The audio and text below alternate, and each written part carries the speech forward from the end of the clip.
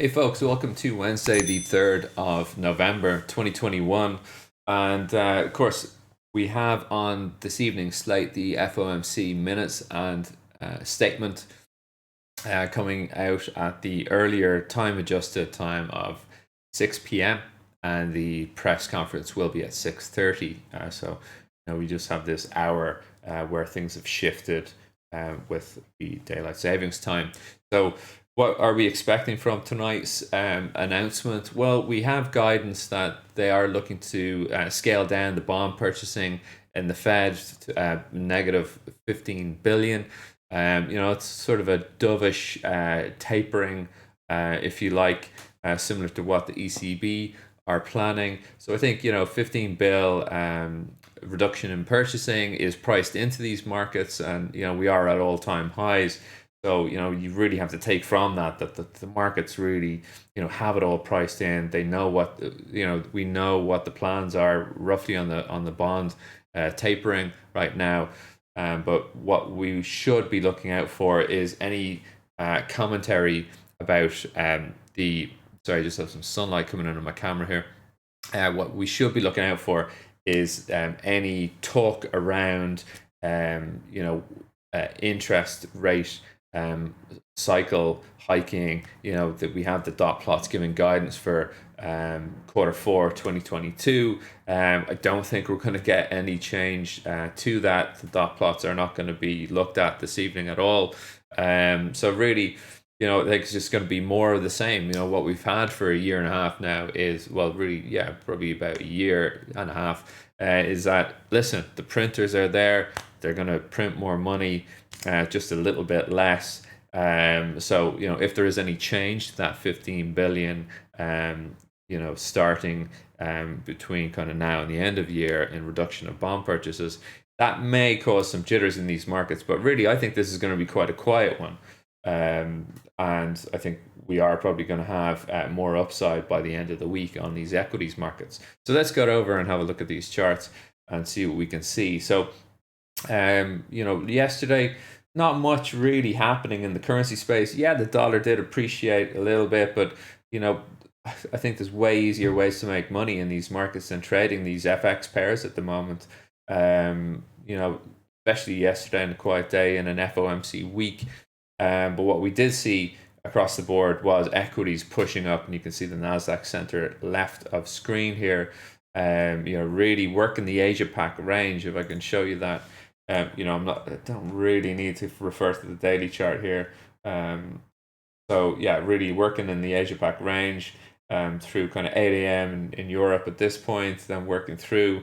And once we just could not really put any downside pressure on, and I did mention this yesterday in the pre-US videos, that these markets tend to have, when they're in good form, they tend to just have the overnight highs, which have kind of held on to the prior day's highs, and they don't take any offers. They do not go down at all, really, and then comes into the into that US session, and then it just has a floor on the APAC range low, and up she goes. And we got that yesterday in the Nasdaq. Beautiful push here, really on the 1 o'clock marker, as we are opening at 1:30 in these markets, given the time adjustments now, not 2:30. So really nice push up there. Couple of ways to get into this trade. Could probably go back to the 15-minute bars here and have a little look see. So essentially, if I just do this, you can see if you're not on this initial push here at 1:30 on the open, but you get that pullback right there that came into play at 2 p.m. And up she goes. Little bit of a pullback into what was the prior all-time high, 15,914s, and again up she goes into the close. Slight gap down on the reopen of trade, but completely smashed and testing and holding on the all-time highs right now pre-market for the US. So yeah, nice action there on the Nasdaq. What do we look for today? Actually, before I go off this, to how to make money. Really, I mean, I was buying this yesterday after saying that I wasn't a huge fan of committing to holding anything for a long time up here on the highs. So just really quick making money here, probably a 30-minute trade.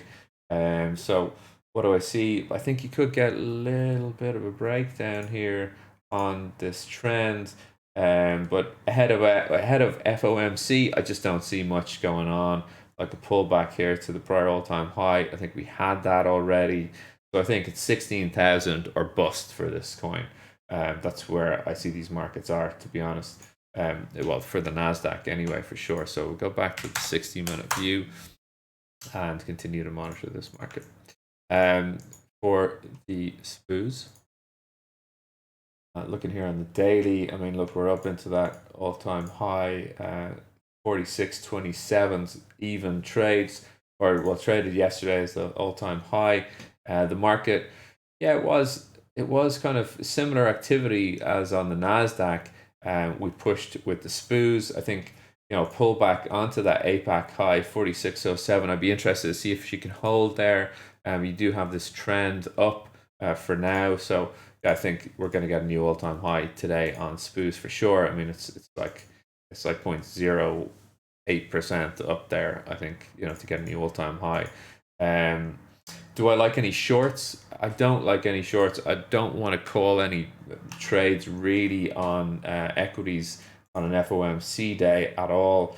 But the Dow was actually my nicest trade yesterday. Really like this market. Probably, yeah, going to leave this Fibonacci target on here. I'm probably going to leave this trend here as well, and this prior all-time high of 35,426. Right, so this is the shape of this market. Not really going to need to track too many of these levels. So all-time high is now 35,971. And I think the Dow yesterday was actually a really nice one for me, right? Because essentially, while the Nasdaq and the SPOOs were kind of getting bid and really showing great structure, right? Great structure around the APAC range. Well, I had the APAC range here on the Dow, and you see this little pullback here where the Dow was fighting it. I mean, consumer staples at the time were down. I think it opened at about down negative 0.8%. So, a little bit of profit taking here for on the constituents of the Dow, for example, not this actual index, then driving a little bit of that too cheap value here. And then of course even if you were just late buying the APAC high, we're getting into a nice trade here, and this did take its time. By comparison, the pullback was 1 o'clock, 2 o'clock really started to lift on up there. So for trading, for me, again, I'm not going to call any trades on an FOMC day. All we can do really to keep ourselves out of trouble is to map out these markets and observe an orientation leading the way. So that is the Dow. Oil's taken off a little bit of the steam that was in there last week, or sorry, 2 weeks ago. So going out to the daily bar in oil, you can see achieving that sort of area, this high from the 2nd of July 2018, that 84.75s, and really trading that 85.30s high or something like that. I think this market can easily do an about turn. And it is going to look for buyers 80.35s, definitely. I just think that's a formality. It's a very slow trade. I think shorts in a market that's been essentially a market that's been doing this. You do have to be brave to commit quite a lot of capital on the short side. But I think fundamentally and technically, I think we just need to kind of take a little bit of stock here and take some profits. Market's going to come down. I think this market come all the way down to like 68s, to be honest, and I'm still bullish. Right? So that's how I feel about oil. So definitely 80.35s I think is set to trade. If not today, definitely tomorrow. And so yeah, that's really all I can see on these markets ahead of the FOMC. So this evening, we are going to be live on Zoom for the pro traders and the traders in our community, and of course the elite traders will be joining us too. So do stay tuned in the Discord for details of that, and yeah, looking forward to it actually. So we'll get the beers ready for that one. All right, listen, have a good day. Any questions, any queries, just feel free to reach out to me. And if not, I will see you tomorrow. Cheers.